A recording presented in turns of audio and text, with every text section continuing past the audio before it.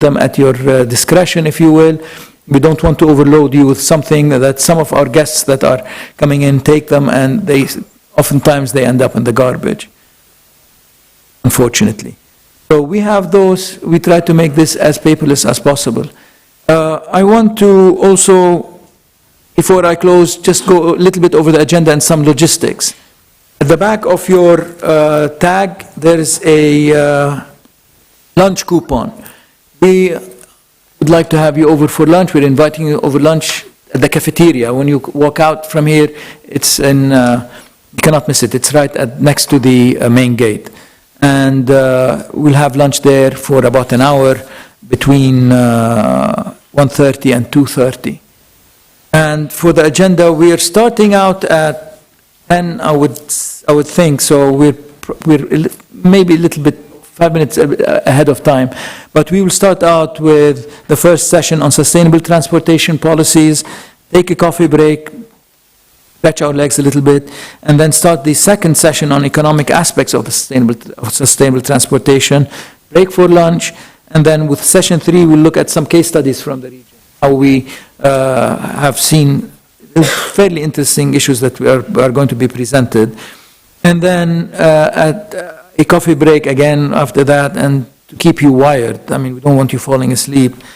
So 4 o'clock comes in and we have our roundtable discussion. We have a few discussants that we have asked to join. They would be leading the discussion, and then whomever would like to attend is more than welcome, and then they can then share in the discussion. For the first session, we have chair people, and before I hand over the first session to the discussants, I would like to introduce to you the chairperson for the first session, Dr. Richard Tutwiler. Richard and I have been colleagues and now friends for a while, and Richard is multi-talented. He's a professor and founding director of the Research Institute for Sustainable Environment, RISE, at the American University in Cairo.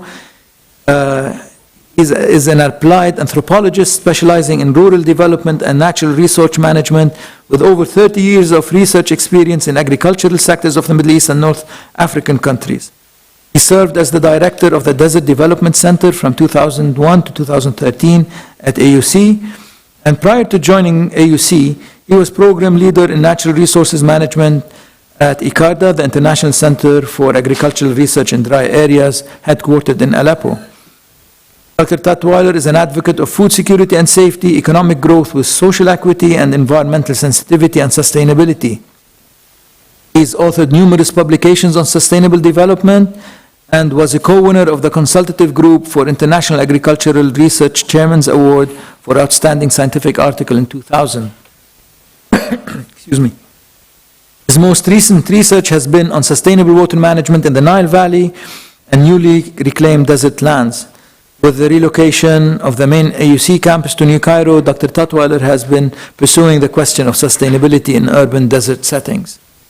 So with this, I'd like to welcome Richard and our presenters for the first session, Dr. Farid Chaaban, Dr. Ali Chalak, and soon to be Dr. Alexandra, or Alexandra Irani, and Sgouris Sgouridis. Please.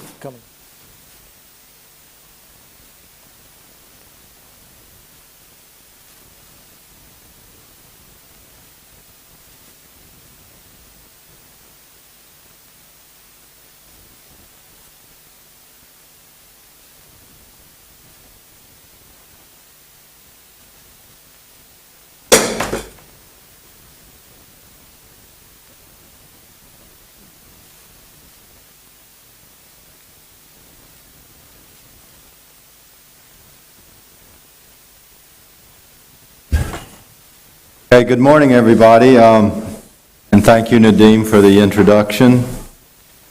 So this session revolves around policy issues and options. We have 3 papers today. You have in your outline the authors of those papers, so we'll take them in the order that they're presented in the outline. The first paper is on Thoughts on the Transportation Transition Challenge by Professor Sgouridis. He is at the Masdar Institute of Science and Technology in Abu Dhabi, and he's director of the Center for Smart and Sustainable Systems. Doris, please. Each speaker has 20 minutes. We'll try to keep it on. Give me a 5 minutes. No problem. Good morning, everyone, ladies and gentlemen. It's a pleasure to be here. I would like to thank the organizers, and especially Nadim, for the invitation, and it is a real pleasure to be here and participate in the conference. Obviously, the title of the conference is The Case for Sustainable Transportation in the Middle East, and I know that we will have a lot of very detailed discussion about specific policies and specific measures and approaches in sustainable transport. So I decided to give a kind of a broader context of the sustainable transportation case in the context of the energy system and the way that the energy system will evolve, and of course, under the climate change constraints that we have. So I start with one sustainable transportation effort that is being done on the screen here, which is essentially a sky sails ship that has retrofitted a boat that is saving about 1 to 3 tons oil per day by using this new version of a sail. So if we look at the transportation system, and this is a picture from the US, but I think it's representative of across the world, we'll see that essentially it represents about 30% of the secondary energy use of our society. Now, that 30%, or actually 39% with these numbers from NREL, it's actually one of the least efficient in the use of energy, primarily because of the inefficiencies of the internal combustion engine. So in the end, the energy that we feed into the transportation system is actually used for motion about 20%. We actually get from the energy that we put in. Now, if we break up that energy input to the transportation system, we'll see that oil is the vast majority of it. Now, there is a little bit of electricity, about 4%, and the whole thing is that even electricity or biofuels are dependent on fossil fuels. So if we actually break it down on approximate numbers today, or actually in 2011, where that data is coming from, only 4% of the total primary energy input in transport is actually renewable energy. Now, I said, okay, what if we actually push ourselves and think, let's electrify 50% of the oil-based transportation system, and let's make renewable energy be 50% of the electricity system. And then let's triple the biofuel input. If we do all this, which today would actually seem very aggressive, we actually end up with a system that is still more than 75% fossil fuel dependent. Now, the nice thing about the electrification is that we are actually reducing the pie of the energy needed for transport. So we go from 2,500 million tons of oil equivalent to about 1,800 through electrification, primarily because of the higher efficiency that the electric engine provides, basically. Now, the thing is that actually that's not even close to being sufficient, or when we need to be globally in terms of if we want to avoid climate change in a very large extent, and also to address the issue of the reduced availability of fossil fuels. And we need to reach 100% in 5 decades. And this is based on a study that we just concluded, which is, of course, it's not something that it's the first time that is being discussed, but I think in this paper we actually present it in a very concise way and very mathematical way in terms of just looking at the energy metabolism of the society. So here I don't present that paper, so I just present the results, where we are looking for the energy system from starting today, basically, but of course the diagrams start from 1940 and they go until 2100. And we use some fairly aggressive assumptions in terms of the way that the fossil fuel availability will evolve, essentially using Hubbard curve modeling on that. And the way that we see, I mean, the key part here is that if we want to have an energy transition, we need to be changing the paradigm of the way that our society operates. Our society is an economy based on stock. Essentially, you can think of this as something that we won an energy bonanza 300 years ago. We discovered fossil fuels. Now, fossil fuels is like a bank account. We continuously draw from it. It never replenishes, right? We never put money back in it. So it's finite. Now, the question is, how fast do we actually invest in, you can call it an investment that will actually give you a return that will allow you to replenish that bank account. And that's that renewable energy. So essentially, that's the green line on top of these curves. So in the first case, we say, assuming that we continue as we do today, approximately today we invest 0.3% of our global GDP and of our global energy budget in making renewable energy. Now, if we continue at this rate, then by 2100, we will have approximately 1/4 of the available energy per capita that we have today. That society is not viable. Assuming that we actually increase 4 times our investment rate and we go to 1.5%, that will give us enough energy to meet what we call the 2000 watt society, which is basically, I mean, today in modern countries, we actually use about 10,000 watt. So we say that by 2100, we will have 2000 watt per capita available. Now, the thing is, if we do this, we actually have fried the planet. This means that there is unconstrained carbon emissions by these assumptions, and that means that basically we would actually be looking at 5 to 6 degrees increase, and with all the concomitant negative results from that. So if we want to stick with the IPCC recommendations, which is essentially about 1.1 gigaton, 1,100 gigatons of carbon dioxide actually emitted as a budget from now to 2100. So that means that actually we need to invest 1 order of magnitude more than what we invest today in renewable energy to be able to have sufficient energy in the future. And of course, that still means that we have 50% chance of exceeding 2 degrees in warming, which is still not a very good odds. I mean, if you're playing something like that, it's like Russian roulette with 3 bullets in the gun, right? It's really not looking very easy for us. So, but in the end, all I'm trying to say here in terms of the transportation system is that since the future of energy has to be renewable, we actually have to have an electrified transportation system to the extent we have. So this is kind of, I mean, I just structured this presentation in terms of 5 thoughts that I wanted to share with you in this discussion. So this is the first one. Now, how do we actually get to this very, very high electrification degree? And of course, we can't electrify everything, right? We have some transportation means, like the boat I shared with you earlier in the beginning, or the aviation system that is impossible to electrify. So we need to figure out ways to actually do it. It's not impossible to actually find sustainable alternatives for this. Biofuels are one, but we need to actually count our resources well for it.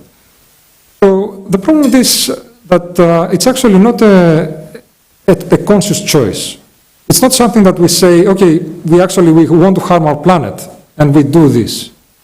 It's because it's easy, because it's a social norm, and because our infrastructure is built around it. So basically, the current mainstream economic thinking, and with no offense to economists, but the way that it is structured is basically it says, I mean, give the markets free rein, they will provide. I mean, if the price is right, the markets will provide, right? So the consumers have the choice, they make the choice. Now, they will decide for themselves what is best, and somehow, magically, we will have the optimum societal outcome. Now, this would work if you are talking about short-term resource allocation. I mean, it's actually working. Markets work for that. But if we talk about long-range energy planning for society, it actually doesn't work. And it doesn't work primarily because you cannot get the price right. So if Hamlet had the choice of to EV or not to EV, right, to get an electric vehicle or not, and that's actually something that today, even if I wanted something like that, I'm in Abu Dhabi from Mazda Institute, I will not be able to have it. There is no infrastructure, there is no electric vehicles for sale. So it's actually our choices are dependent on the way that we structure our infrastructure. And this is kind of the pyramid that I actually quite like. Our conscious choice, our choice to recycle, or maybe to buy carbon offsets, is actually a very small percentage of what we are forced to do, either by social norms or by systemic infrastructure availability. So we actually looked, and because I was referring to electric vehicles, so what about Emiratis and how do they view electric vehicles? So we actually did a small study on that. And you can see that actually the Emiratis responses are in the right side, and you can see that 75 out of almost 100 said they would not consider electric vehicles. They are too small, not strong enough, and they really like their cars. So we do need to change this. And if we look at the whole sample, I mean, we said, okay, what is the reason why you wouldn't choose an electric vehicle? What are it goes back to infrastructure to a large extent. I mean, there is no availability of charging. People are afraid for this. So the same is true for rail. I mean, I'm just here presenting some studies, some results from a very strong correlation between when you offer rail infrastructure, high density of rail infrastructure, the red, like Germany, essentially Western Europe, Japan, and the actual use of the rail services. Obviously, if there is no rail available, you cannot use it, right? Or if there is little that is of little use to you. So definitely providing the infrastructure is critical, and just not to hammer the point in, but I'm just showing here what happened in Dubai, which in 2005 they decided to actually build the metro system, the first in the Gulf, and they were actually pretty much derided for it. And they said, okay, this is another white elephant project. This is in 2009, it opened, and people, I mean, started using it slowly, but the result is, I mean, the cost of the project was $7.6 billion, out from 4.6 when it was originally planned for. But today, it's being used by 110 million people, right, in terms of passenger trips per year, which is actually something that is totally unexpected for the naysayers of the system. And actually, the main problem with the system is that the frequency is not high enough during peak time. The trains run about every 10 minutes, so it's actually, you may lose 3 trains because the trains are so packed. Now, the thing is, who is using it? Now, again, we actually did a small survey with the riders, and the thing is that we found still 50% of, actually, 50% of the, 25% of the metro users actually own a car. So the thing is that it didn't actually drive people off the road to a large extent. It provided a viable alternative for underserved populations. And that's kind of the vast majority. Of course, even those populations, they would have used the car for the trip. It's interesting, I was expecting to see a much larger response saying that I would not do the trip if it wasn't for the Dubai Metro, but only 2% of the respondents actually said that. And the majority said that they would have done the trip anyway.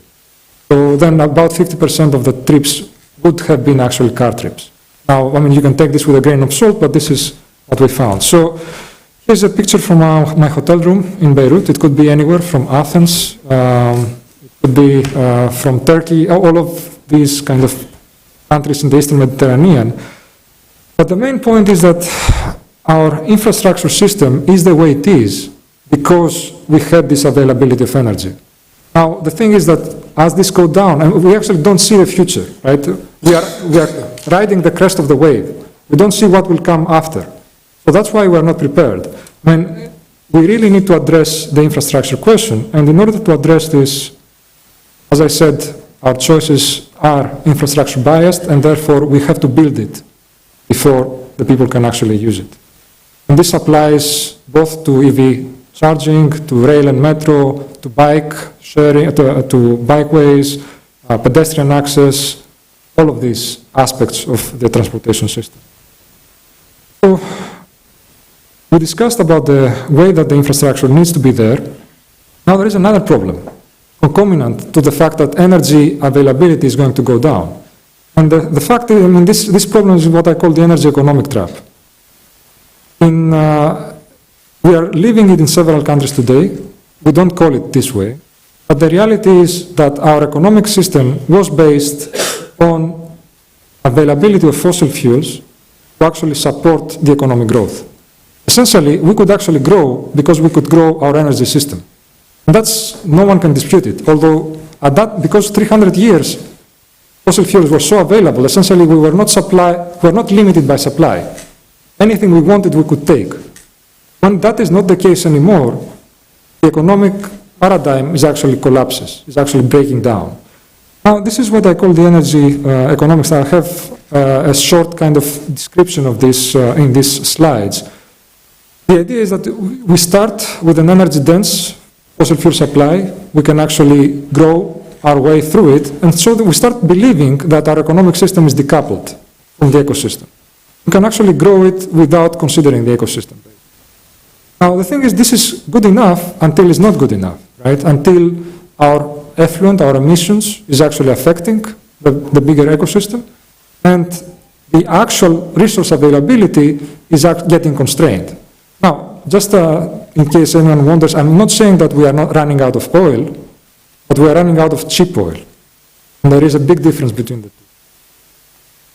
So, the economic system becomes constrained, and as a result, now we actually go to the other end of the pendulum, which is essentially we enter a period of financial crisis. Even if there is resource availability and ability to actually build things, we don't have enough financial capital to do that. Because people, they are not willing to lend, right? And then you enter this kind of vicious cycle where essentially Greece is today. Right? And the European South.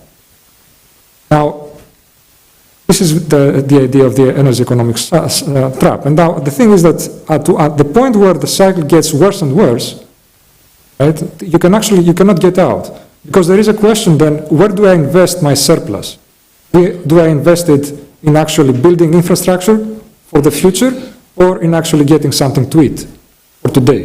And that's kind of a question that is very easy to answer. Right? You will prefer to eat rather than build.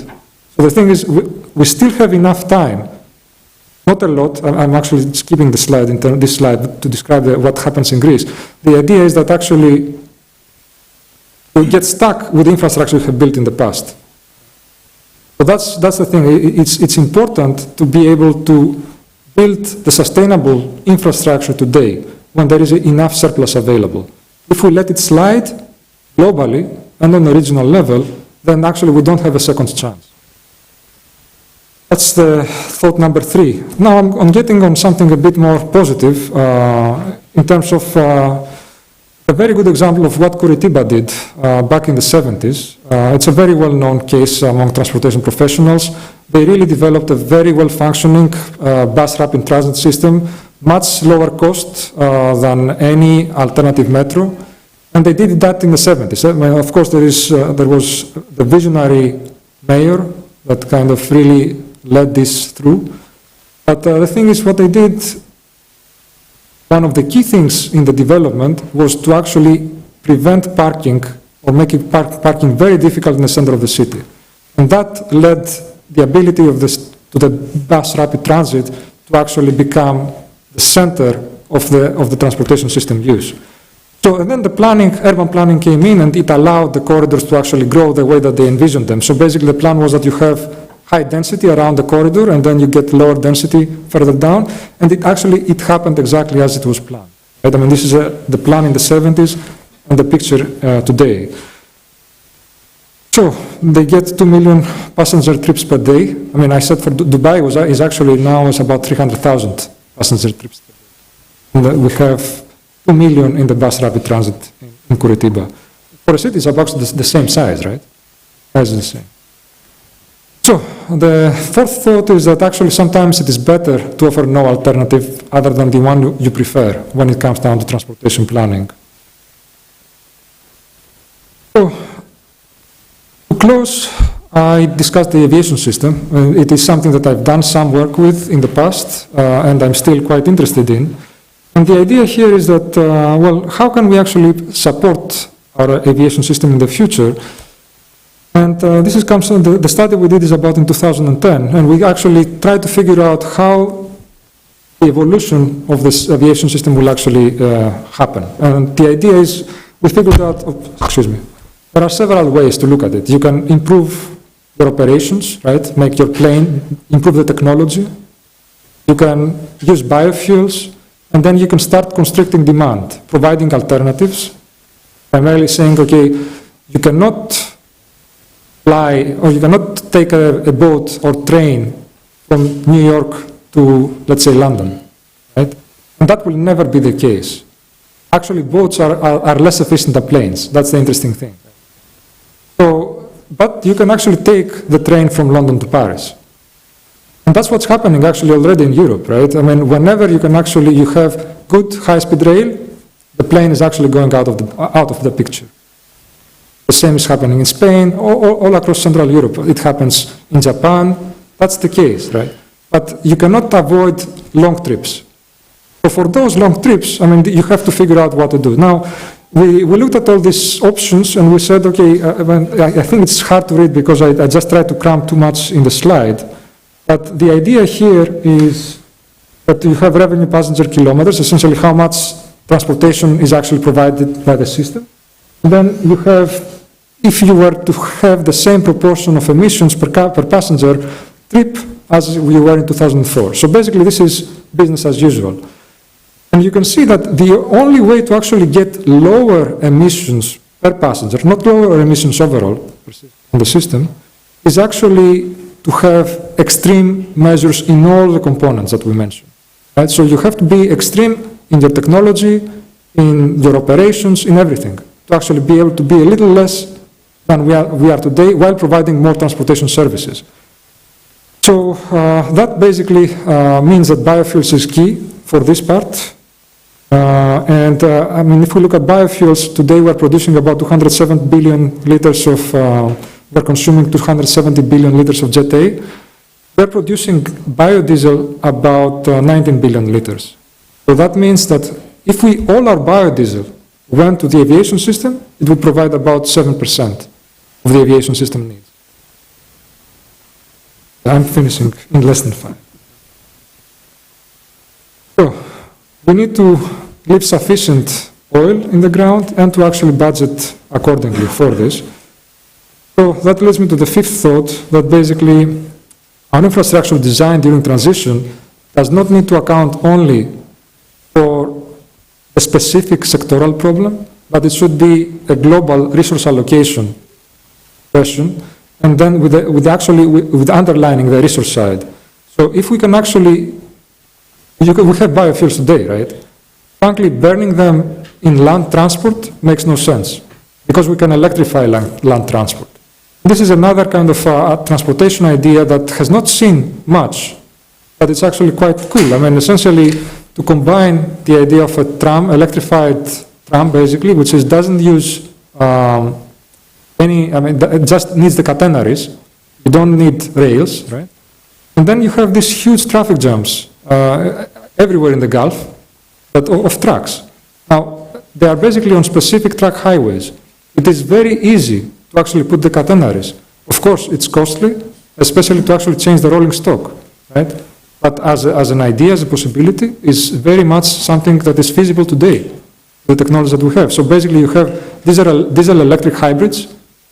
They can go on the catenary on electricity for most of their trip, and then when they have to go out of the highway, they go on the diesel side. Right? So you actually solve the last mile as well. These are the recap of the thoughts. I mean, the future of transport is electric. We need to build the infrastructural alternatives proactively. We need to build so early on before we actually have a collapsing system in our hands. Sometimes it's better to offer no alternative when we do the planning. and then we should actually optimize allocation, resource allocation across the entire system and not on individual components.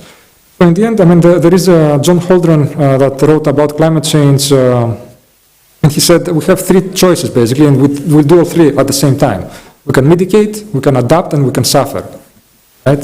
The thing is, how much we suffer depends on how much of the other two we do.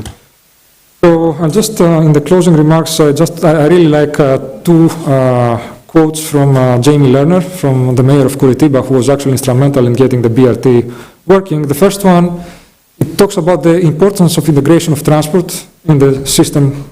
Right? So basically, you cannot see transport as outside urban planning, as outside the city. In order to have an integrated view of the city, it is like the turtle embodying life, work, and movement. And if the turtle's shell is fragmented, it will die. That shell is the transport, is the buildings, is the infrastructure that we have. And then, of course, he said, if you want creativity, cut 1 zero from your budget. If you want sustainability, cut 2 zeros. And if you want to make it happen, do it fast. So with that, I close my presentation. Thank you very much. And thank you especially for keeping to time. And what we will do is we will hold questions until a Q&A session at the end of the three papers. So without further ado, what I'd like now is to introduce our second paper, which is Sustainable Transportation in the Arab World, International Benchmarking in Sustainable Transport Policies. And it will be presented by Professor Farid Chaaban. He's chair of the Electrical and Computer Engineering Department here at AUB. And I recently learned that he's also a Liverpool football club. We have Manchester United, now we have Liverpool with no T-shirt. So please, go ahead. Thank you, Dr. Richard, for the introduction. Let me just say I'm glad that Dr. Sgouris covered some of the aspects that I will be talking about, so this will give me a chance to focus on other issues when it comes to sustainable transportation in the Arab world. This is a quick outline of the presentation. Basically, I'll be giving a brief outlook, some statistics of the current situation of the transportation sector in the region, what are the challenges, and compare the situation to some European countries and the USA, and come out with some recommendations of what could be done in this region. Let me first start by repeating what was mentioned this morning, that transportation systems in any country is a must for economic and social development. And if we have a look at this picture from Bayi here in Lebanon, Beirut, I guess every passenger in every car is heading somewhere, either to work or to school or to visit or to shopping. And the also Lebanese trend that some people just enjoy driving in the traffic jams. So all of these are combined. The transportation sector is really a must. What are the impacts of the transportation sector? Almost 90% of local or urban air pollution comes from the transport sector, because where you have heavy traffic jams, you have high population densities. So the relation is quite direct.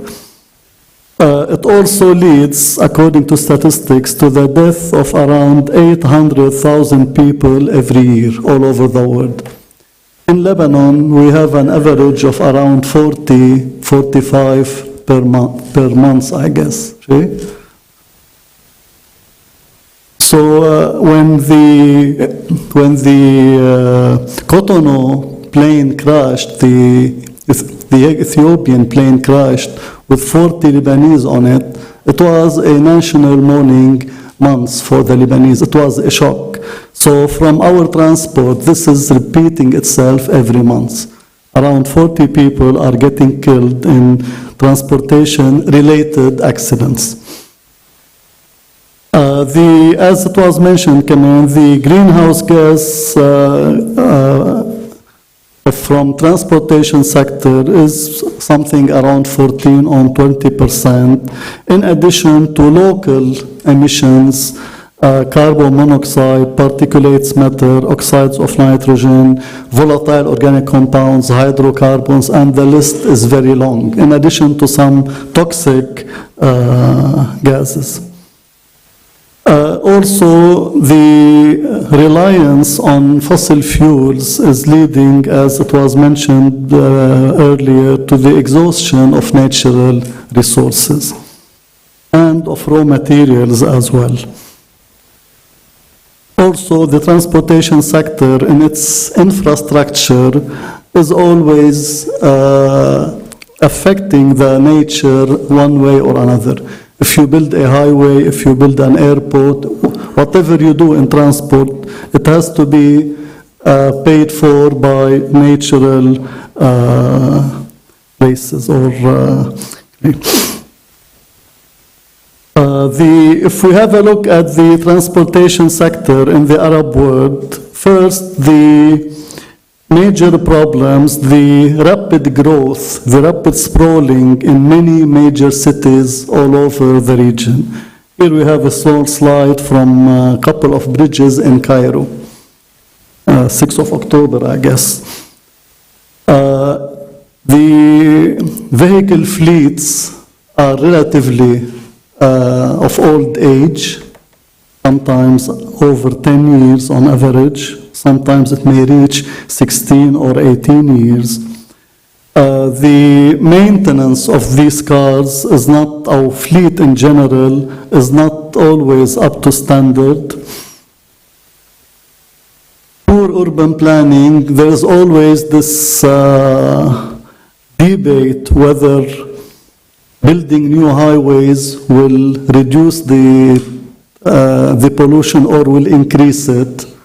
Where to do it, moving ministries out of the populated areas, moving major establishments out of the city. And there's always a big debate with and against these plans. And in many Arab countries, with very few exceptions, there is a lack of efficient and adequate public transport systems. There are several plans being looked at in many, or by many governments in the Arab region. The aim is first to comply with the UNFCCC protocol, reduce greenhouse gases, and namely the carbon dioxide. This is a listing of CO2 emissions from the Arab world from 2010. It should be noted that the percentage of CO2 emissions, this last row here, this last row, if we look at the CO2 emissions from transport in Sudan, for example, it is 50%. In Kuwait, it is 13%. These percentages could be misleading because in Kuwait, the other economic sectors are much more substantial. Therefore, the share of the transport is lower. But if you look at the amount of CO2 emitted in Kuwait, it's around 87 million tons, say compared to around 14 tons in Sudan. So the percentages do not always give the clear message or the clear aspect of the data. Now, before we talk about the measures, the policies, the options that we have, let me just say very briefly that whatever measure you talk about will always fall into one of these two categories. Either reducing the grams per kilometer emission rate or reducing the grams per liter emission rate. Whatever technology you talk about, if you're talking about electric vehicles or hybrid electric vehicles, you're talking about reducing the grams per kilometer, the amount of emissions for every kilometer driven. If you're talking about traffic jams, reducing or solving the problem of traffic jams, again, you're talking about the amount of fuel you burn for every kilometer traveled. If you talk about improving fuel quality, then the grams per liter of fuel burned, whether it's natural gas or unleaded or low sulfur diesel, all these alternatives will fall under this one major category. In addition to this, we have the traffic management, where we group all the regulations and rules and measures that would also help in reducing the trip duration and car usage. And some of these have been mentioned by Dr. Sgouris. It should be noted in any case that when you talk about a region like the Arab region with different socio-economic and political conditions, you cannot pick one strategy and say this should be applied across the region. There should always be a care for the specifics of each country. What could be applied for Lebanon may not apply for Algeria or for Yemen or for the Gulf countries and so on. So whatever measures that have to be recommended or suggested, these measures have to take the specific situation, socio-economic and political situation in these countries. If you look at the fuel technology changes, first, I'm glad to say that the problem of leaded fuel is behind us, whether in this country or across the Arab region. Most of the Arab countries have shifted to unleaded fuel a few years ago. I guess only in Algeria and Yemen they still use both. So the problem of leaded fuel, and let me just mention that when this was debated here in this country almost 10 or 12 years ago, the government started with a very active promotion campaign in the media, posters, leaded, unleaded sauce, balar sauce, and so on. And after 1 year, they found out that only 15% of the population shifted to unleaded fuel. Then it was decided to make the price increment, the cost increment per liter, and it was set at 1,000 pounds per 20 liters, 1000 بالتنكي. And as a result of this, in 3 months, the shift was almost 100%. So whatever we talk about, and we're discussing this with colleague Dr. Sharbil, it's always a matter of funding, money availability, savings, and so on. Okay? These are some of the, now for the sulfur contents in fuels. Here we're talking about diesel, basically. We can see that some Arab countries have already set plans to reduce the sulfur content. For example, Algeria, to reduce it to 50 particles per million by 2014, whereas some other countries basically have no plans. Including Lebanon. Here we have officially 500 ppm standards for diesel, but we don't know what we are importing. Compared to the States and Europe, in the USA, starting 2007, the standard is 15 ppm. So we are, as a region, we are way behind. In Europe, it's even better, it's 10 ppm. We are, as a region, we are moving in this direction, but not at the right pace. It's a bit slow move. Other alternative fuels, it is estimated that using basically natural gas, CNG, compressed natural gas, would lead to a significant drop in the emissions in general, specifically CO2. And the region here is rich with gas, so some countries have took a number of initiatives, mainly in Egypt, to shift to or to start deploying natural gas for their at least public transport. And here we have some statistics from Algeria, Egypt, Tunisia, and the Emirates. The traffic management in some countries, in some cities, they have public transport. It may not be the modern transport that we all would like to have, but they have some sort of public transport, especially using buses, trains, and very recently metros.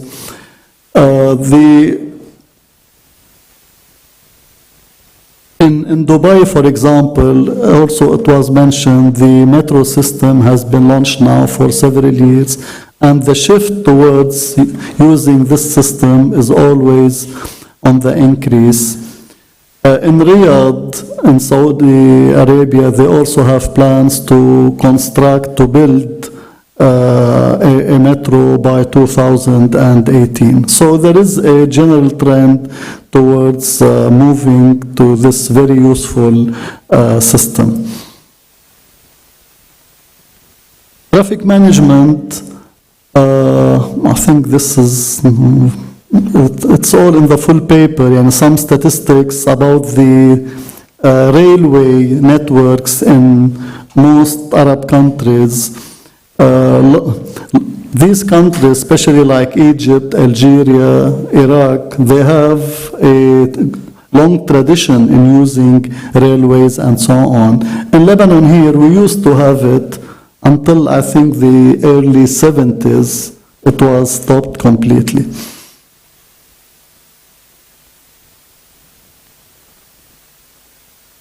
So as we said, whatever policies we need to implement, it has to be accompanied by some incentives to change the trend or to change the behavior of the population.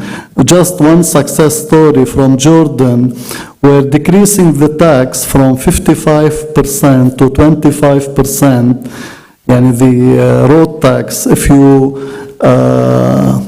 buy a hybrid car, this shift or this reduction by 30% has led to significant increase in the use of hybrid vehicle in Jordan, and led to around 25, or expected to have another 12.5 reduction.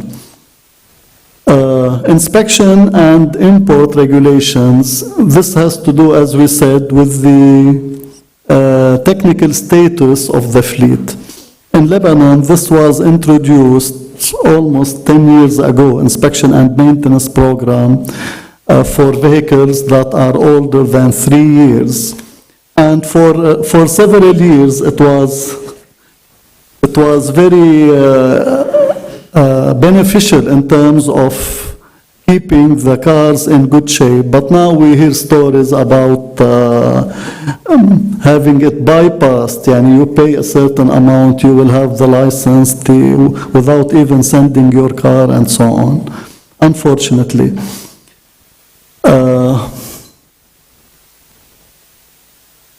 Now the challenges, the main challenge is that the transportation sector is increasing, the number of private cars is increasing on average at around 4.2% every year, compared to around 2.8% in equivalent developing countries.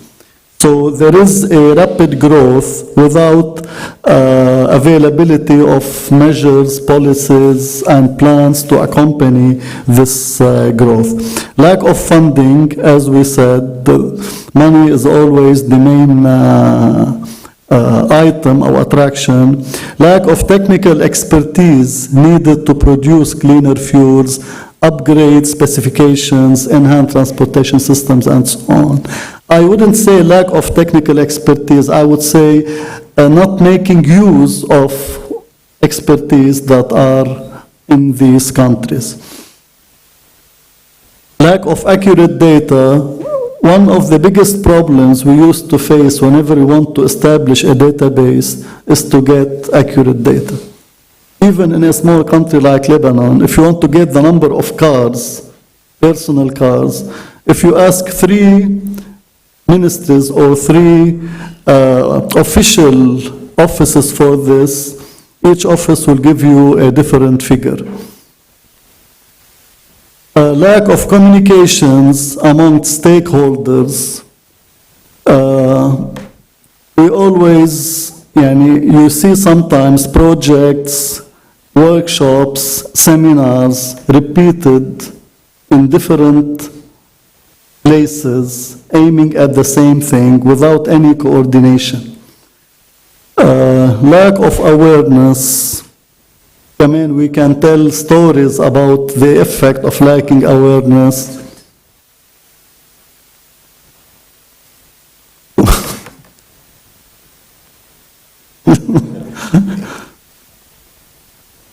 Fuel efficiency, as we said, here are some examples of the success that they achieved in Europe and the States. They are now heading towards having an average fuel consumption of 14.5 kilometers per liter in 2016, compared to the existing 11.6. In Europe, they are decreasing the emissions to 130 grams of CO2 per kilometer traveled by next year, and to 95 by year 2020. Currently, they are at around 132. So they are on track, they are on course to do this. I just want to say a few things about the electric vehicle and the hybrid electric vehicle. Let me just say that as a technology, electric vehicle on its own does not reduce greenhouse gas emissions.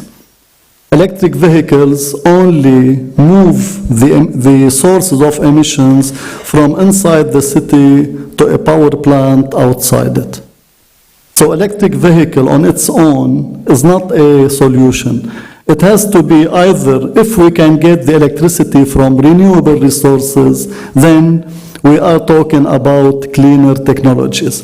But in terms of greenhouse gases, not local pollution, electric vehicles only move the source from the city to the outside. Hybrid electric vehicles, these are the expected solution. The problem with electric vehicles is not faced with hybrid ones because the battery will last longer, being charged all the time. So, I was hearing this morning that there is a tendency in the government to provide some incentives from Dr. Mansour to give people better and cleaner transport systems. I think I will stop here, and later on, if we have any questions, we can. Thank you. Thank you very much. So our third paper, I think, plays with the reducing with You want to shift places? It's on harnessing motorists' potential demand for hybrid electric vehicles.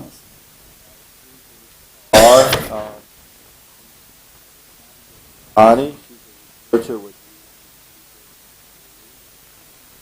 both an alumna and a student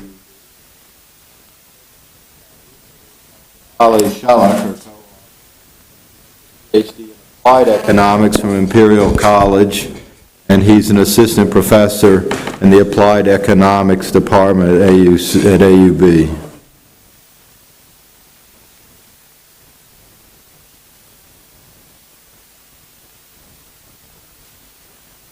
Just change, yeah. I think it's better if we just...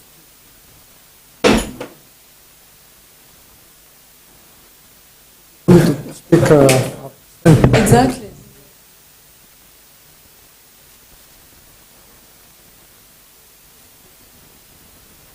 Pointer. Thank you.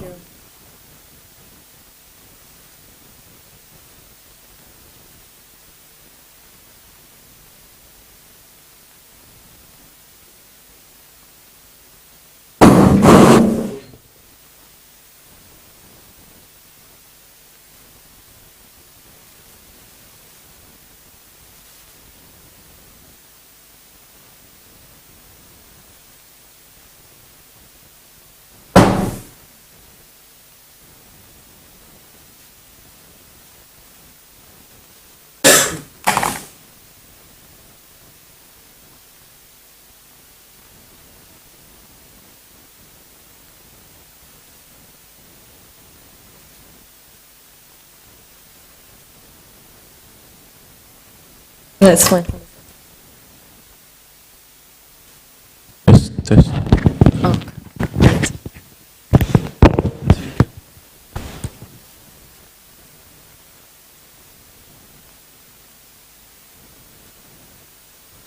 Oops.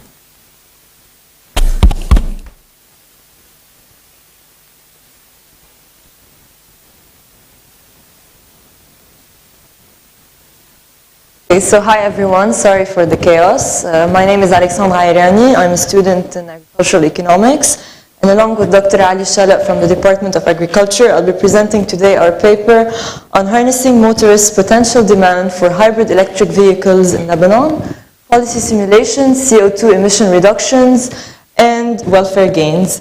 Thank you, Dr. Farid Chaaban, for giving us an introduction to the paper and talking about the benefits of hybrid cars. First, we're going to start with discussing a brief background on air quality degradation in the Arab region and in Lebanon. Moving on to the objectives of the paper, the viability of having an HEV or hybrid electric vehicle market in Lebanon, the methodology we used, the policy simulations we did, and finally a list of conclusions and recommendations. So the annual cost of air quality degradation can reach up to 5% of GDP. In developing countries. And this air quality degradation is mainly caused by the transportation sector, which can contribute to up to 22% of total carbon emissions at the global level and up to 90% of carbon monoxide emissions in the Arab region. Looking specifically at Lebanon, we see that the transport sector is actually has a very big fleet. According to numbers from the Ministry of Environment, in 2007, the fleet reached up to 1.55 million registered vehicles, and this is due to the high car ownership rate. For every 3 people in Lebanon, 1 owns a car. Finally, we also need to look at different types of pollutants and not just carbon emissions. Pollutants such as the particulate matter, which are a very deadly type of pollutants because of their ability to go into our lungs and to a bloodstream and cause premature death, heart attacks, and DNA mutation. According to a recent study by Baalbaki et al., the concentration of particulate matter on the North Highway of Beirut reached 22 micrograms per meter cubed. This concentration is twice the level set by the World Health Organization and can lead up to an increase of 20% in death. Now, according to a study by Dr. Chaaban that was actually done in 2001, we can actually reduce this particulate matter, and if we do reduce the concentration by 10 micrograms per meters cubed, this could lead to 80 lives saved in the greater Beirut area, 3,000 hospital admissions prevented, and $10 million in cost reductions. So, Our objectives today and the objectives of the study are first to investigate motorists' potential demand in Lebanon for hybrid cars and their switch from gasoline cars to hybrid cars, using a survey-based behavioral model that would predict this transport choice. Second of all, after predicting the switch, we'd quantify resulting emission reductions, and finally monetize the net financial, environmental, and welfare gains. So, why HEVs? Why not talk about the public transportation? Why not talk about CNG, compressed natural gas, or biofuel? We wanted to focus on a type of transportation that would require the least amount of change in behavior. Motorists would still be using the regular car they use, but instead of having one internal combustion engine, it would also be coupled with an electric motor and a battery. So it wouldn't require any change in their behavior or lifestyle. And second of all, and most importantly, it requires no infrastructure investments or changes. So we wouldn't need, for instance, to come up with specific bus lanes or fueling stations for plugging electric cars. So basically, the key advantages of these hybrid cars are first, their decrease in emissions, their decrease in fuel consumption, so on the pocket of the motorists, and third of all, they're a stepping stone for the electrification of fleets that the speakers were talking about. So, hybrid electric vehicles are very nice, but are they viable in Lebanon? And that is the question. In 2010, in a budget proposal by the Ministry of Finance, it was suggested to exempt HEVs from all import taxes for a period of 3 years to encourage the growth of such a market. What happened is that this got all car dealers in Lebanon excited. They imported these hybrid cars, and what happened is that this policy incentive didn't see the light of day, and they weren't able to sell these cars, and today we practically have no HEVs in Lebanon, practically. The current market situation shows that, first of all, HEVs have, at base value, are around $7,000 more expensive than their regular counterparts. So if I'm a user, why would I want to pay $7,000 extra on a car? And this number actually gets multiplied when we count the import taxes. So cars have different tax brackets depending on the car value. If the car value is below $13,300, it's subject to a 20% tax. If it's above this number, it's subject to a 50% tax. Since hybrid cars are already more expensive than the usual cars, they are most of the time subjected to this 50% tax bracket, which actually makes them much more expensive than the regular counterparts. And finally, as we know, we also have to pay a car registration fee in Lebanon when we buy a car, which amounts to around 7% of the car value, whereas hybrid cars are subject to a higher fee than 7% for a reason we weren't able to confirm, but it's said that it's higher because they have two motors or two engines. So, unfortunately, HEVs are not viable without any policy incentives. The methodology used in our paper, now we're moving to see if, okay, it's not viable without policy incentives, but do the people want HEVs? We need to see if we have market demand for that. The methodology used to assess this market demand was first data collection using a choice experiment, behavioral model. We used the behavioral model to predict the shift in mode and transport mode, and finally the policy simulations. Data collection was done over 2 weeks in January and February 2014 through 450 face-to-face interviews. We used the multi-stage probability sampling, and the survey was based on a previous survey we conducted in AUB as a pilot. So we got to refine the survey. The survey sections were divided into 5. First, we have this screening criteria to make sure that all respondents fit our criteria, meaning they have a driver's license, they live in Beirut, and most importantly, they are looking to buy a car in the next year. We asked them about car data and preferences, what type of cars they drove, how many kilometers they drove, what was their fuel bill per month, and the price range of the car they were looking to buy. Third of all, we reached the choice experiment, which is the main section of our survey. We used the choice experiment, which is a type of stated preference survey. This is usually used, and it's been used since the 1960s, to simulate market choices when the data is missing or when the product is not yet in the market. So we don't have actual real market data. The choice experiment we used was designed in 6 different, to account for 6 different car types, to make sure that each respondent got choice cards that would fit the car they would want to buy. So if I would want to buy a small car, I'd get numbers and fuel consumption that fit for small cars. If I want to buy a SUV luxury car, I would get a different type of price range. So we had 6 car types, small, medium, large, whether regular or luxury models, and each respondent got 10 customized choice cards based on this car type. Finally, we asked them about their attitudes and preferences, attitudes regarding the environment, climate change, if they were concerned about this and about their health, and finally, socio-demographic questions. So this is an example of the choice card. As you can see, each choice card includes 3 options, where the user would first be told to consider himself or herself in a car dealer showroom to be able to recreate a hypothetical scenario where they would actually buy a car, to make sure that what they answer is correct. We ask them to remember that they have the usual family expenses, they have their usual salaries, and to make this realistic choice. So in each choice card, they had 3 options to choose from, and if none of the options fit them, they could choose none of the above. Each option was characterized according to first car type. It could be a gasoline car or a hybrid car.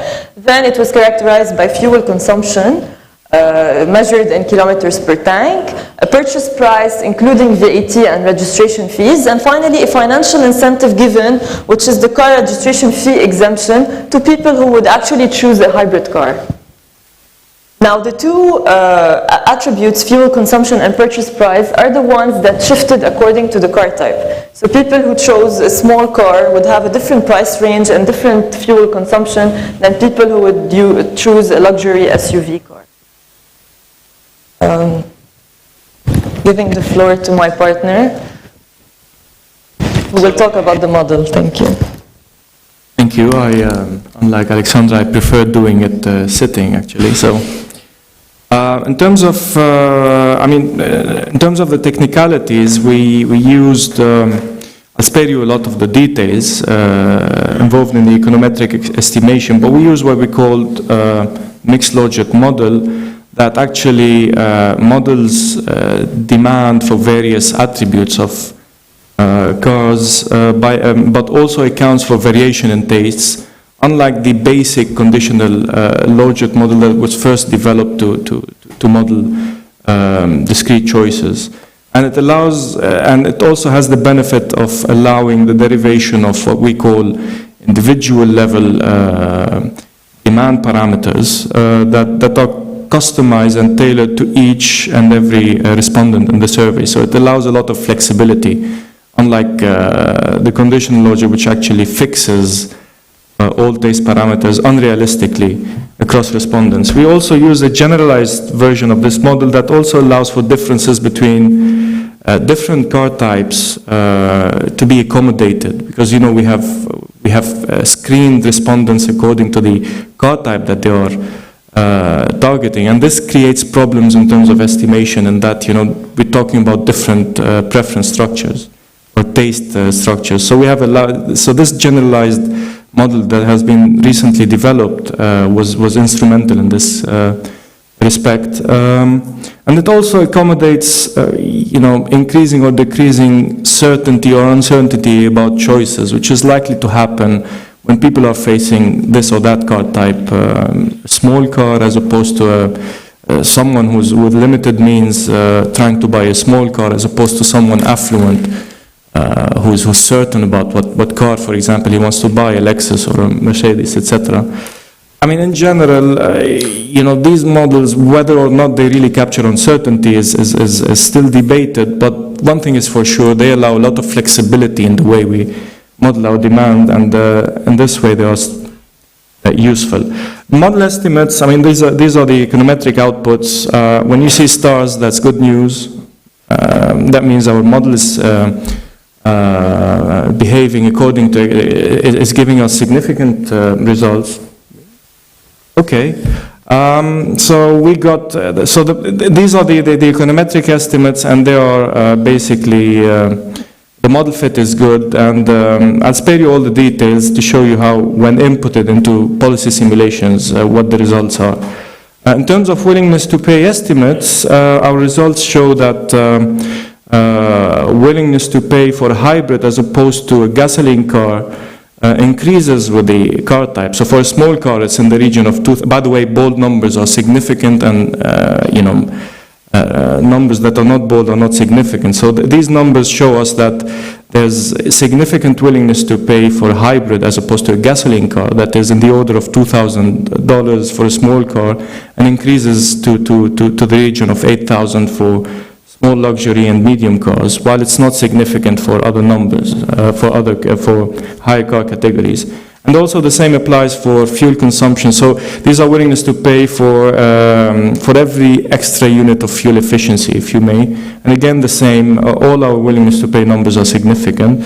And finally, the financial incentive gives us the opportunity of a sanity check, if you may, for our model. And here, these numbers show that people have, people value implicitly a waiver for a financial incentive at like $2,000, which is for a small car, which is more or less in line with what the registration fees are for a car of this category. And the numbers are significant for smaller cars, where people are expected to be, lower income, but they tend to be less significant for higher cars, where people are more affluent, if you may, and are less concerned about registration fee waivers. So we have used these numbers to simulate policies under which, that may or may not encourage purchasing these cars. And these models, which are essentially, these model outputs, which are essentially probabilistic, were used to simulate shares of motorists who would switch to hybrid electric cars, and through that try and predict what the average fuel consumption reductions would be, what the CO2 emissions reductions would be, because this was the only gas where we could find estimates of how hybrid electric cars would differ from regular cars in terms of emissions. And but I mean, to go back to Dr. Chaaban's presentations, we haven't accounted for the increases in CO2 emissions at the level of electricity production. I mean, this is something admittedly we have overlooked, and we could look at in future research. The net financial benefits in terms of fuel savings minus the higher cost of the hybrid electric car, the social benefits from reduced greenhouse gas emissions, and the total net benefits that would include both social and financial benefits. We have considered 4 scenarios. The first assumes that a hybrid electric vehicles market exists in Lebanon, which is built into the choice experiment scenarios, which is not the case nowadays. Hybrid electric cars would face the same current custom and excise tax as gasoline cars, so no change in the tax system. Motorists are informed about the these customs and taxes and higher maintenance costs and lower emissions, but they are unaware of fuel efficiency gains from hybrid electric cars. The second scenario is the same as one, but where people are additionally informed about the fuel efficiency, are made aware of the fuel efficiency gains of the hybrid electric cars. Scenarios 3 and 4 are more interesting. In scenario 3, HEVs, we have considered them to be exempt from custom and excise taxes, which are very high. I mean, we're talking about combined together, taxes that could go up to 50% of the car price import price. And the fourth scenario, which is a bit more realistic, is one where hybrid electric cars would face 50% discount on import taxes and exempt from car registration fees. So results are herein presented. Here you could see, I mean, I'll go over results very quickly. CO2 emissions are highest as expected under scenario 3 and 4. They could go up to 20% under scenario 3 and a bit lower under scenario 4, while they are considerably lower under scenarios 1 and 2. The extra cost of buying a hybrid electric car would be, actually under scenario 3, cars are made artificially a lot, in effect, cheaper than gasoline cars, and hence, people would be saving on average per car sale something around $5,000, while under scenario 4, where taxes are only reduced by 50%, the savings are, an extra cost is in the order of $300, which is insignificant compared to the cost of the car. The costs are considerable under scenarios 1 and 2, and per average car sale, they would be in the region of $3,000 to $4,000. Fuel car savings, again, per year, the savings would be much higher under scenarios 3 and 4, but not much higher, but quite higher than compared to scenarios 1 and 2. And the years to break even, you have fuel savings on the one hand and the additional cost. Under scenarios 1 and 2, people would need like 10 years to basically recoup all the additional cost of buying a hybrid car, which is a long time. While under scenario 3, this is effectively zero, and under scenario 4, it's only 6 months. And finally, the net benefits from purchasing per car sale of purchasing a hybrid electric car would be in the negative for scenarios 1 and 2, while it would be considerable under scenario 3, and that would be in the order of $6,000, and positive but not that high under scenario 4. And this takes into consideration the social benefits from reducing carbon emissions, but also the additional costs of buying hybrid electric cars and the fuel savings. The first 20 scenarios prove, so in terms of what these policy simulations mean or signify, the first 2 scenarios prove that without policy incentives, HEVs, hybrid electric cars, stand no chance. Fuel efficiency awareness in scenario 2 is not enough to make a difference, still costly. Scenario 3 is a game changer. Fuel consumption is reduced considerably. Almost done. Some savings per car sale per year, some considerable savings in fuel consumption. A 20% reduction in emissions reduction, again, not taking into consideration, the additional pressure on electricity generation. $5,000 saved from purchasing an actual hybrid cars. They are effectively cheaper, and around $6,000 in yearly net benefits, taking everything into per car sale. But scenario 3, although it encourages and establishes the growth of a viable hybrid electric vehicles market, it is not sustainable, because that means reduction in income to the government from custom and excise taxes. Scenario 4 is realistic. It's only 50% discount on import taxes and a waiver on registration fees. There's still some income to be generated for the government. It's win-win for consumers and government. The fuel cost reductions are comparable to scenario 3, also CO2 emissions reductions. The additional cost is insignificant for buying a car, for buying the initial capital cost of buying a hybrid electric car.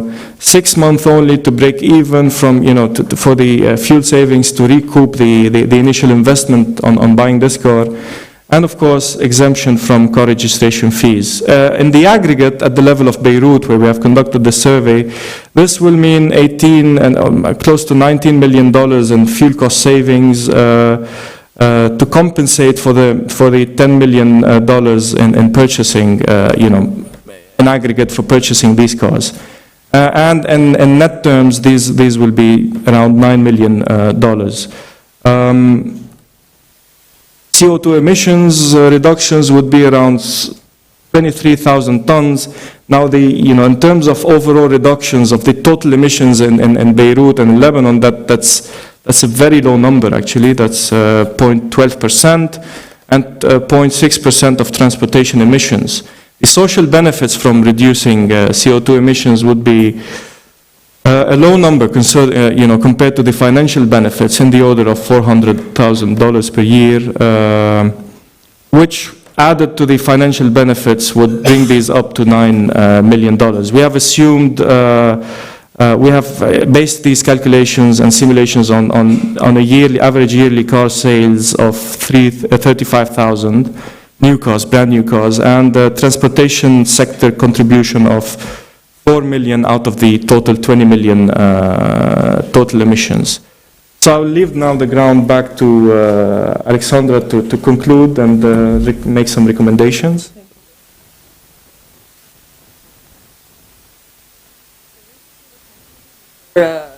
Presentation today is that one, under adequate policy incentives, whether a full tax exemption or a partial tax reductions,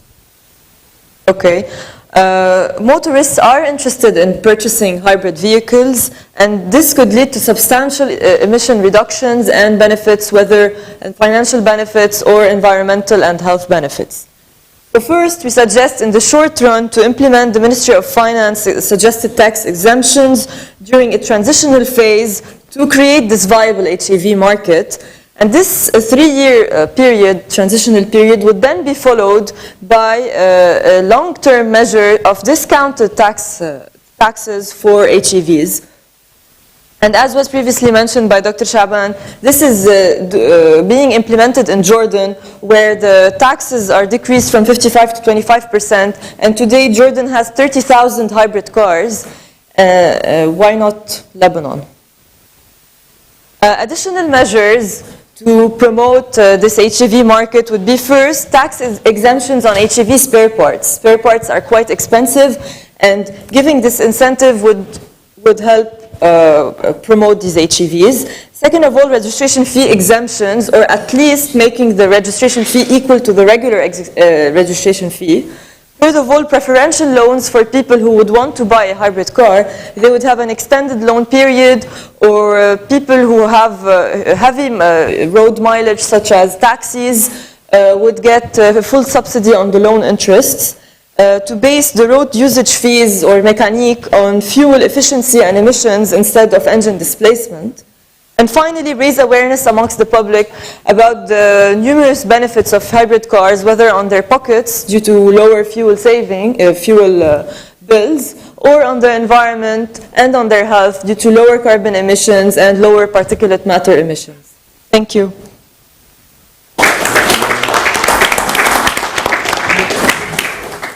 Okay, so now we have time for questions and answers. What I'd like to do here is to take a number of questions at a time.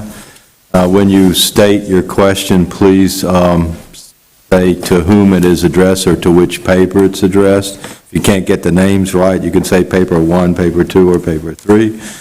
And then after we get a collection of, the first collection of questions, we will then turn it over to the panelists and the speakers, and they will respond, hopefully, to those. And then, if there's still time, we'll take another round of questions. So, do I have a question? Yes, please. There is a microphone you can... Thanks for the presentations. To the first paper, you showed how the number of passengers in the metro in Dubai is increasing. Do you have also information who is using the metro? In our presentation later on Qatar, we asking a provocative question whether the metro that is being built in Doha is built for the foreigners, that the locals have empty streets with their cars. Is this something that you can confirm for Dubai? For the second presentation on the overview, what are the success stories? I mean, we have the metro in Dubai now, in Doha and Saudi, metros are being built. We learned in Jordan we have a certain number of hybrid cars. I think you said 30,000. Are there any other success studies, cases? And for the last presentation, why did the tax exemption fail in 2010? What was the obstacle?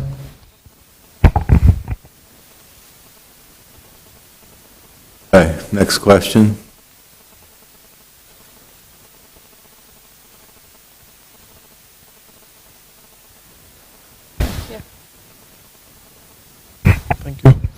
Thank Thank you, sir. I have first a comment, and then it would lead to a couple of questions. On the first presentation, Sgouris, I do not fully share with you that we are running out of oil or cheap oil. I mean, every day we are discovering new resources. I mean, this bank account is currently being filled. The bank account you mentioned is regularly being filled by discovery of the new resources. So but this is not, from my side, a justification for more use or more dependence on fossil fuels. We are, from our side, promoters of sustainable transport since more than 10 years. The thing is that what I suggest is that we need to focus more on the traffic management issue and the human behavior, rather than focusing on changing the technology, which is, on one side, what Dr. Chaaban mentioned, the electrification part is simply moving the source of the pollution outside the city. And another thing is the cost of the batteries. There is an additional cost which is incurred by developing this battery technology, and of course the waste management that also comes out from this technology. So until now we don't have sustainable management for the waste coming out of aging batteries. What we suffer here in Lebanon, for example, because we don't have electricity, you have UPS at even household level. And the disposal of these batteries, the economic cost is a burden on the pocket itself. So again, would your, in view of this observation, would your recommendation for this sustainable transport issue be changed, rather than, as said, working at the technology, working on reducing traffic, dependence on the traffic? Our suggestion, again, back in 2002, Dr. Chaaban, you recall that study that we conducted in Green Line, that our major issue in Lebanon was to reduce the dependence on the personal vehicle through changing attitudes, through improving pedestrian, what you call public transport systems, etc. Thank you. Any other questions? Okay, I think go ahead, you can start with the paper and work at two at least. Is it? Can you hear me? Okay, perfect. So thank you for the questions. They were both very interesting. On the users of the metro, I already tried to mention, touch it, is that basically 25% of the users are actually on. There is a lot of induced demand. Now, if you compare from that who is actually using the metro, is essentially low-income, primarily low-income residents of Dubai. Now, these are the people who actually don't have access to the car. That is what is creating for transportation that otherwise might not have been there. Because metro is accessible and fairly. I hope this is answering your question. Now, that doesn't mean that there are people that are actually high income that do use the metro. But that just is not the majority of the users. And I think that as the densities, essentially as the density of the network is increasing, I think we will see more change. Of course, it has to come. So you cannot, okay. So, and of course, it has to come in conjunction with very good urban planning and transportation policy in general. But if you subsidize the fuel to the extent that it's being subsidized in the Emirates, in Qatar, and then it does create some perverse incentives for the use of the car. So that definitely these things need to come one after the other. Is this sufficient as an answer, or did you need some more details?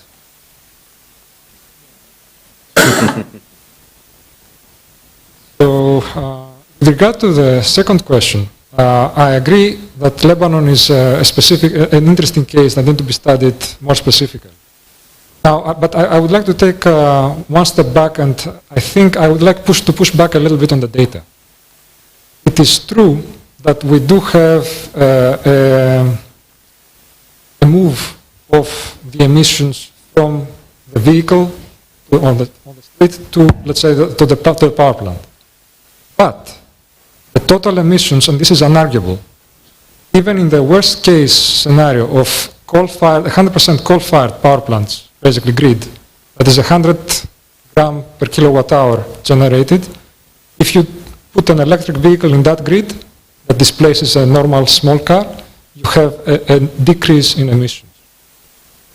So that we are talking about operating emissions, right? Operating there is no question. Now, if you talk about life cycle emissions, then it starts getting a bit trickier, but you still more or less would you break even in the worst case. And when we talk about a good grid, let's say European grids with 400, 300 grams per kilowatt hour, there is no question about it. Now, when we go to the batteries, right, the battery issue is definitely important. Now, there are first of all, the battery technology is changing very fast. Not as fast as we've seen with solar photovoltaics, but we definitely have seen basically in the last 5 years a more, essentially, at least 50 to 60% reduction in battery costs.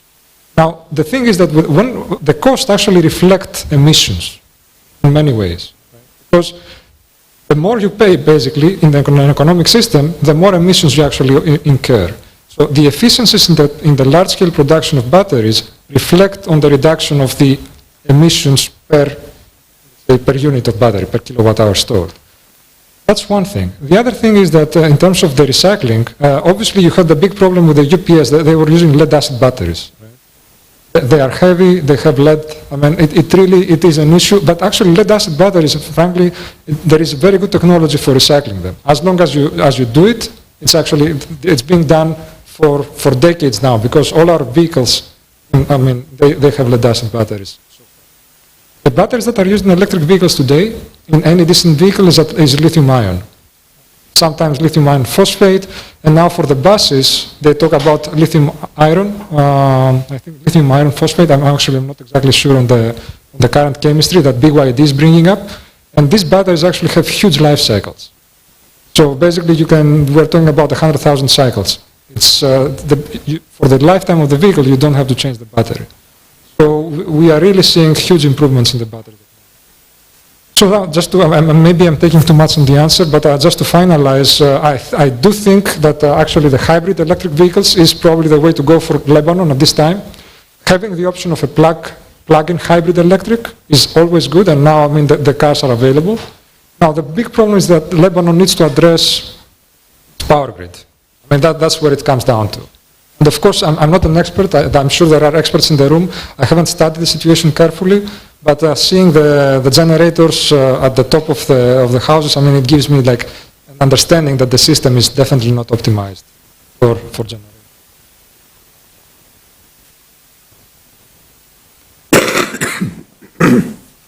Thank you. Concerning the success stories, other success stories, well, unfortunately, in terms of tax reduction, there are just a couple of cases in Egypt when they started deploying the natural gas. It was subsidized, especially for the public transport. It was subsidized by a certain percentage. And in Yemen, almost 10 years ago, people started upgrading the engine to make it work on natural gas, from fuel to natural gas, and the government subsidized 50% of the cost that time. Otherwise, the incentives are limited to banning used cars import. In many Arab countries, they ban the import of used cars. For example, in Lebanon, they ban the import of cars that are older than 8 years. In some countries, it is 2 years, 3 years, or 5 years. But other than that, there are no really substantial initiatives. I believe your question was about the tax exemption. I mean, that was a proposal, or was it a decree? So this was a proposal by the Ministry of Finance, which encouraged car dealers to actually bring hybrid cars on the market, and it never got implemented. And that was what created the problem, and what created difficulty in basically finding consumers for these types of cars, and which led the car dealers not to. Basically, nowadays it's practically the market for these cars is practically non-existent. Now, the reasons behind not going forward with this, I mean, all I can say is that, as everything in Lebanon, any progressive laws of this kind either take a long time to be implemented or simply do not get implemented by inertia. I mean, Alexandra did a lot of, most, I'd say, all of the legwork here, and I mean, we've heard the story from the car dealers, but we tried to get through, I guess, to customs and someone from the Ministry of Finance, and we never could get an answer from them on this point. I don't know if Alexandra, you want to add something on this? We don't really know the reason why the policy incentive didn't see the light of day, but I would imagine a policy incentive which would suggest cutting public revenues for 3 years on the import of specific type of car would not be widely welcome without an additional push, because they would be foregoing around 50% of the car values in terms of taxes. So it would need additional pushing and lobbying. But we don't really have an official answer for that. Okay, so next round. We have a question here. Issam Malaab from Ministry of Transport. I had a study from Islamabad, studied in Islamabad. They increased the tax and the paying of mechanic for old cars and reduced for new cars. And this was an incentive to change the fleet from old one to new one.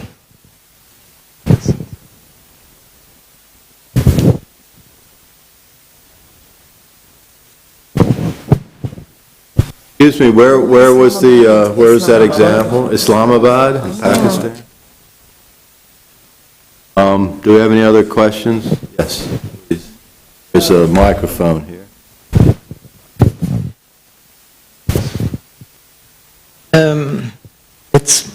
It's not only a comment, but also a question, primarily to the third paper.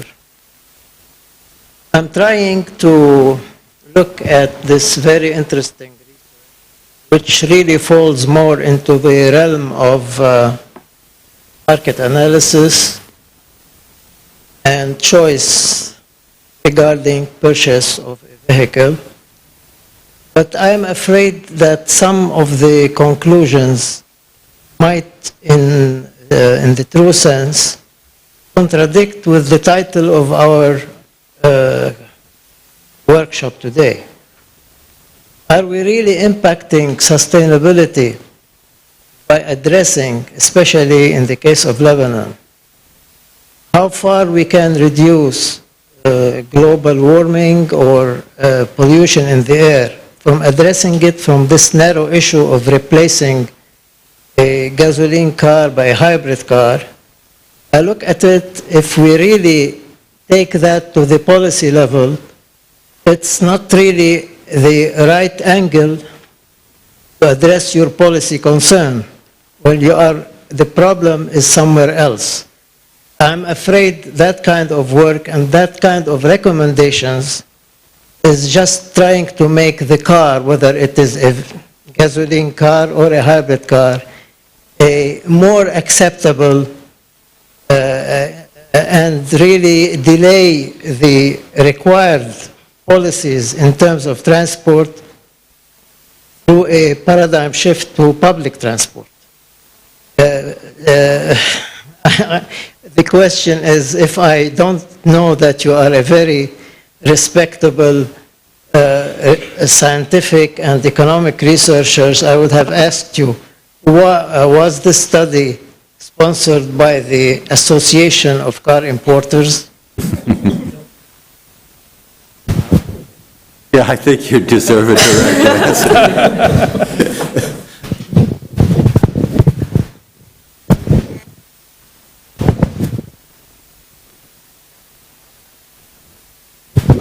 For the third paper, I was just wondering if you're concerned about the effects on congestion within Beirut and Lebanon at large if you're not moving towards mass public transit where you're incentivizing people to continue using personal automobiles versus another mode of transportation. That's more long. You can take one more if there is one.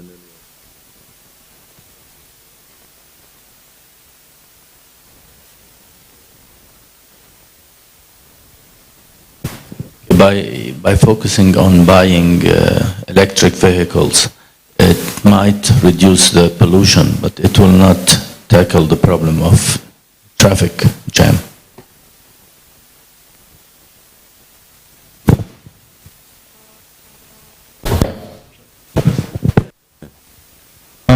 So all three questions, I guess, addressed to our study point to the same direction. First, no, we haven't been in, I mean, this study was not sponsored by the Association of Car Dealers or whatever. I guess this is a rhetorical question anyway. I mean, this has been sponsored by IFI. The good news is that we have another study, which myself and Ms. Irani, as well as Dr. Maya Abu Zaid, as well is part of, which is going to deal with public transportation, which I think is a more sustainable and long-term solution for the problem. We actually were interested in hybrid electric cars as a way of reducing emissions because that's what they purport to do. But to be honest, from the while working on this study, although it's a worthwhile avenue for creating a more sustainable transportation system, I agree that it doesn't tick many boxes at the same time. It doesn't address traffic issues, which public transportation might actually be better at. And in terms of, the point brought forward by Dr. Chaaban as well, is that, it might be shifting emissions from one side to the other, although in aggregate maybe there would still be some savings. But encouraging these types of cars, might actually, and from the percentages we have came up with, it's very, the reductions in emissions are actually not that great. And this is basically in this study and the following study, this is a point we try to highlight, in that unless the economic side and the demand for these new modes of transport is taken into consideration, then I'm afraid technological solutions might not do as great as they are purported to. And I have to say these are optimistic models. I mean, the savings might be less than that.